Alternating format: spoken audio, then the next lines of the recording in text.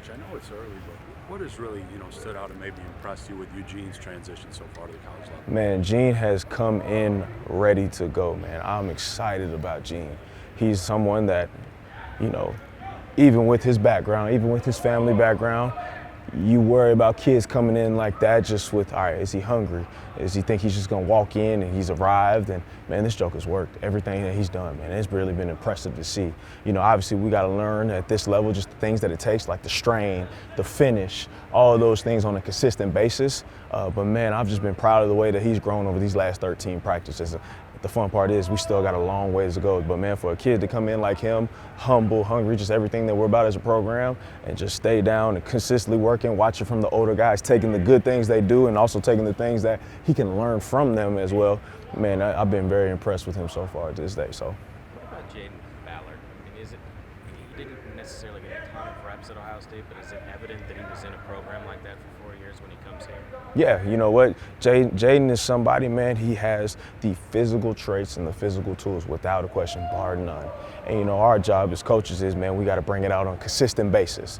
That's our job and our goal for him. And, I challenge the guys all the time, man, don't be just satisfied with making the play, be satisfied with how you make the play. Because one day there's going to come a time, an opportunity where, yeah, maybe somebody is going to be right next to me. How do you go operate from that moment on? But man, he is a kid that, he's come in and he's continuously tried to buy in to the way that we do things here and the approach that we've done things here. And it's been fun to see him grow and strive. But it's been apparent just in terms of the talent that he possesses. But at the end of the day, we got to be consistent in everything that we do. And that's the fun part about the growth process that we've had over these last 13 practices. It's tough for any coach to kind of come into a new program, but you came into a room where there was quite a few guys in and quite a few guys out. How did you kind of navigate that to start the spring, and what's kind of like the camaraderie now with this room, with the new group? Well, at the end of the day, me being in this position, without a question, is about the impact and the relationships that can form with these young men. And in doing that, showing them that, hey, everything that I do, there's a purpose behind it, and everything that I do, I want to do it with the best intentions with you in mind. Like on a day-to-day basis, I deal with these young men's dreams and livelihoods, and I don't take that lightly. And so being able to form the relationships that are needed, I think Coach Fick is something that's hammered on very, very evidently.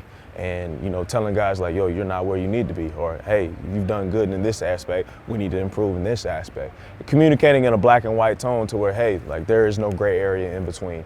And just making sure guys understand, like, hey, I have this expectation for you. The expectations for the position, not just the player.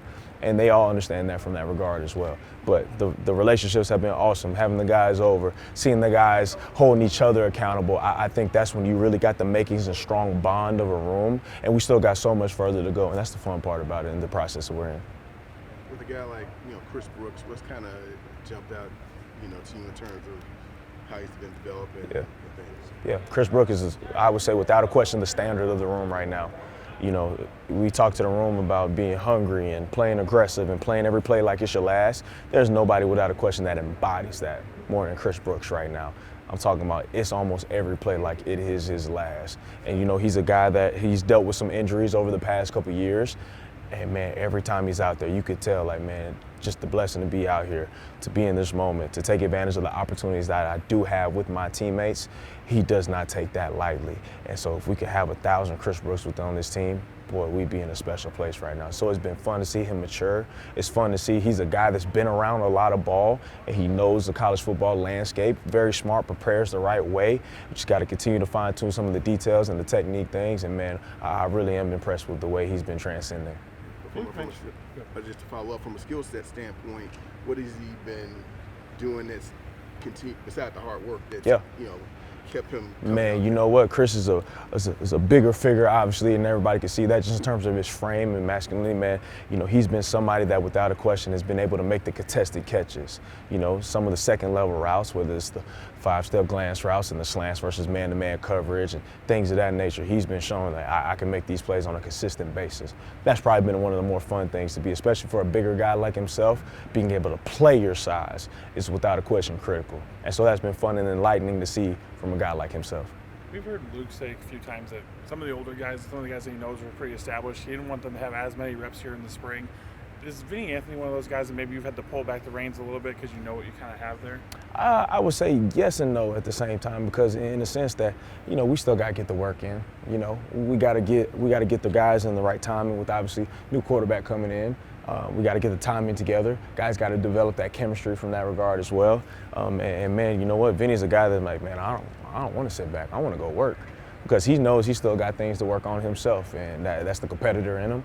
And you know, we talk about the mama mentality all the time. Like, man, never gets tired. Always find something to work on, and that's his mindset right now, especially going into the last one for him. I got things to work on and improve on. I want to leave no doubt, without a question. This room lost a lot of veterans from last year. I'm curious about who has stepped up as being the vocal leaders in the room. Yeah, without a question. I think the two guys that have stepped up from my regard would be Chris Brooks and Tyrell Henry. Tyrell Henry has been very vocal in terms of how he's done things, and he's been consistent on the field as well. And it showed his confidence, his charisma that he possesses and he carries himself with. Man, he walks with it like just a shining light. And it's infectious and it's contagious to the guys in the room, without a question.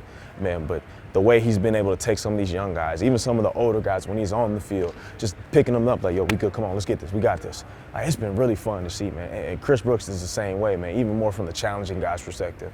And I know I highlight those two guys, but there's so many others, just there's moments where I can see the whole group, and I think that goes back to the relationship aspect we talked about before.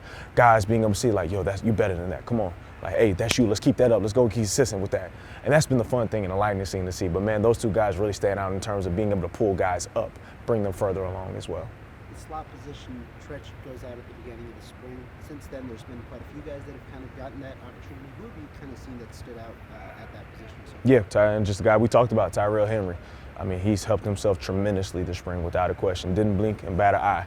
And, you know, it was fun to see him, just the way he plays fast, the way he's able to create separation on a consistent basis, playing with twitch, quickness. Even when he has the ball in his hands, like, there's no hesitation. We talk about it in the room all the time, man, hesitation kills. And he's a guy that when he gets the ball in his hands, it's always north. All right, make the first man miss. Like, there is no hesitation when that kid is playing ball. And it's been really fun to see. He's helped himself tremendously. And I think there's a lot of value in that young man being here, not only just on the field, but off the field as well.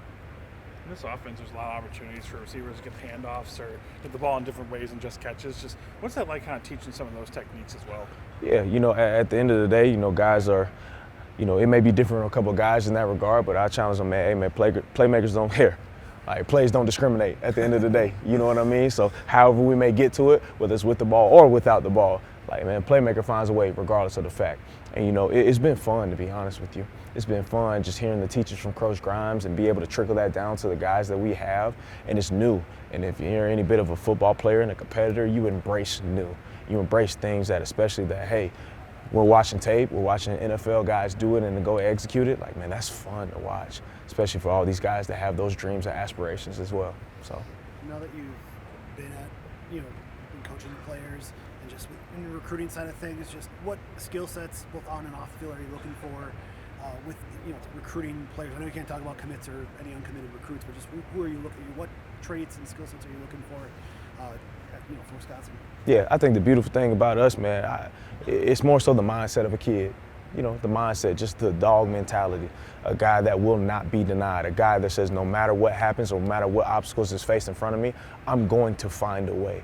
I think the mindset is the most critical component in terms of this recruiting process and guys that we bring into the building, because that is contagious to the rest of the guys around him as well. I think that without a question, the mindset, you know, obviously, all the other factors in terms of skill set, character, athleticism, and does he have production at that level as well? You know, in terms of us, you know, obviously we want guys that can be able to stretch the field. And whether you're a longer guy that has a demeaning trait of length and can make those down the field contested catches, man, love that. We can find a way. But we don't want to be just limited in that factor. Love guys that can make plays with the ball in their hands as well. And the beautiful thing about this system is we're very adaptive in terms of being able to put different guys in different positions, and the scheme can adapt to the guys that we have and we can be able to bring in. And that's the fun thing about a system in this regard. But man, you know, never can go wrong with length, never can go wrong with dogs, never can go wrong with guys that can make plays with the ball in their hands, and you know, we'll be able to teach the rest from there. On that note, kind of talking about alpha dogs, some coaches worry that there may be too many alpha dogs in a room where that might create a mix in chemistry. Do you kind of worry about that aspect as a wide receiver coach? No, sir. I don't. I say that's a good problem to have, to be honest with you. So I don't think you can ever have enough dogs in the room. Because at the end of the day, when you have that, and I'd say the mindset of the room is, man, we got to be the most dominant group on the field in any and everything that we do. And having that mindset and having that approach, it only raises the level and standard of everybody else around you. So the more you have that, the more that raises the room, the more it raises the offense, the more it raises the team in general. So no question. I don't think you can never have enough of that alpha dog mentality in that room. With someone like Tretch, who's been out for a significant part of the spring, just how have you seen him keep engaged, and what have you been trying to do to help him during this part where he obviously can't be on the field? Yeah, you know what? And I told Tretch this, man, we've all been through it. We've all unfortunately had this game taken away from us at some point or some fashion. And, man, I think the biggest thing for a young man like him is use it as a blessing in disguise. It's a test for the testimony. And it makes you appreciate this game so much.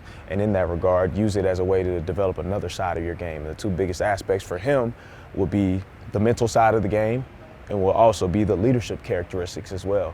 Being able to be a voice within that room, regardless of, hey, I may not be on the field, but at the end of the day, I see these things from a different vantage point. I could be able to help the guys around me from that standpoint. And the mentality of the game, being able to dissect what the defense is doing at a faster rate, being able to process still at the end of the day in the back, getting reps. Hey, I got this assignment right here. What would I do versus this coverage? And so being able to garnish those mental reps at the end of the day, even in the meeting room, still a guy that's being able to take notes and still be able to apply himself mentally. I think that is huge for that kid's landmark and where he's headed to. So it's been fun to watch, even just during this process, his maturation.